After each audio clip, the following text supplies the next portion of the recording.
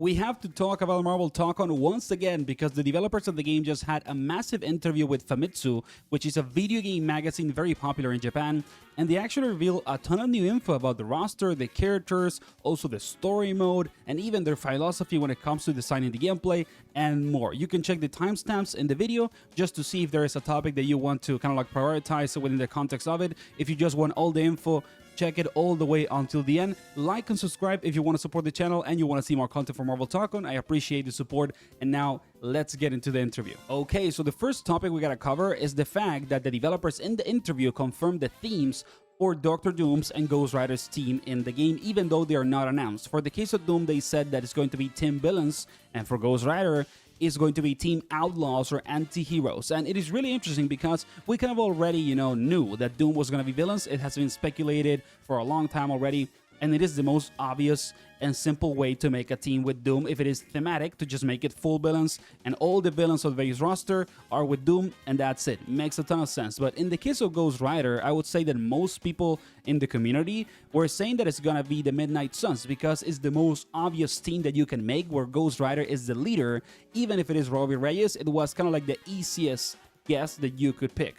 And the fact that they label, Ghost Rider's team as Outlaws or Anti-Heroes, to me is a much bigger label. Now, for example, that you have that anti-hero label, you can very easily put somebody like Deadpool with Ghost Rider, maybe the Punisher, right? Maybe Moon Knight, even though it is a part of the Midnight Suns, it is still could make it as an anti-hero or outlaw character. You can even put Hawkeye, and maybe it's Ronin instead of classic Hawkeye. Now the possibilities, I would say, are much bigger, specifically for the case of Ghost Rider. So it is great that we get kind of like confirmation of the themes for the teams, and also it opens up a bigger like roster discussion for the last 6 picks. And I'm gonna make a separate video for that, during the week. But really interesting that we have the real themes already, and the developers just said it, they don't care, so they probably are going to announce them relatively soon. The next thing is that there is more information about story mode or the single player features of the game, because in a part of the interview they talk about how they create the teams, and they specifically give the example of the Avengers that just got announced,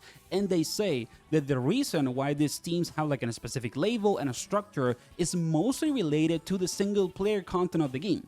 And you're going to essentially play the story mode of the game with each one of the teams. And this is really good news if I'm interpreting this right, because it means that you have at least 6 different ways to play the single player, because you're probably going to have a different story, or at least options to play the story that change a little bit if you pick a completely different thematic team. If you play Avengers versus playing Dr. Doom's team, which is going to be villains, right? You're probably going to get a completely different storyline or evolution of the single player. And that is amazing news, because it means that the game is going to be very feature rich. There's going to be a lot of things to do for you if you don't want to maybe hop online right away, or you're a little anxious about playing rank and things like that, or you don't want to get super crazy with the game in terms of learning and the gameplay.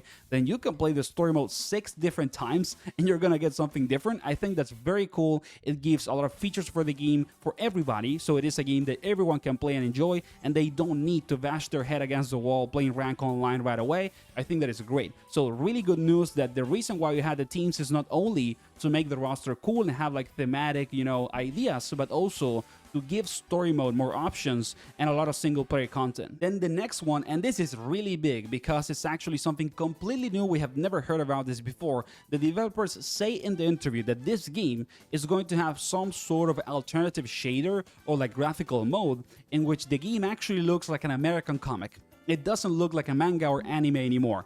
I don't know if the actual character designs are gonna change, but they say, for example, that if you play Iron Man and you use the classic costume and you pick up the American style shader of the game, you're gonna see a big surprise. So it seems like actually the overall like graphical features and the visual characteristics of the game are gonna be even better and more robust. Already the game looks incredible, and if you don't like the Japanese, like anime style visuals, then maybe now you have an even bigger reason to buy the game if that was stopping you from it, because you can actually change it into this kind of like American style, like original, comic book style. We have to wait and see how it looks. We're probably gonna get into some trailer to actually get the feature and see what people think. But it is pretty insane that they even have an option in the game to do something like this, so you can check another visual style for the overall game experience in the graphics. We have to wait, like I said, wait and see. We don't know how it is, but if it is good, is like legendary. It will be one of the coolest graphical settings in a fighting game ever. The fact that you can have double or like different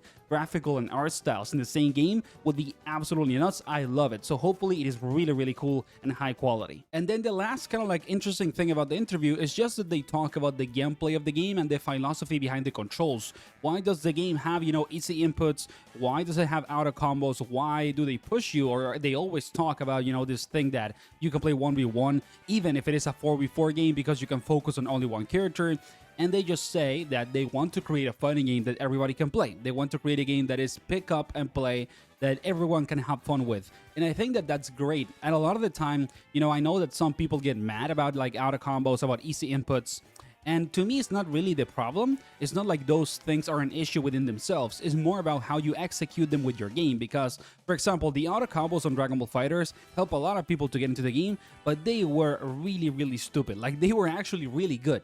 And a lot of the time, I think that if you want to add features like that help newer players to get into the games, they shouldn't be that strong, right? And then the thing with Arxis, though, is that they clearly know how to implement easy inputs because you have Granblue. And Granblue, I would say, is one of the games that has done the best job when it comes to implementing easy inputs and controller layouts that don't require motions. And I know that motion inputs are important for a lot of people. I love them. I actually like to do motion inputs because I have a legacy with it, right? Like some other people. But I don't think that they need to be a requirement for you to play fighting games. I think that they need to be there. They need to be in every single fighting game out there, hopefully, right? Even though some don't want to do it. But I think that you still have to give people ways to play the game that lower the execution requirements, taking the inputs away, auto combos and things like that. It's just that you need to implement it right. And that's kind of like the interview. I hope that you enjoyed the video. A ton of new info that is super, super relevant and nice to have. So thank you for watching. Like and subscribe if you want to see more videos from Marvel Tōkon and support the channel. I appreciate the help and see you on the next one. Take care.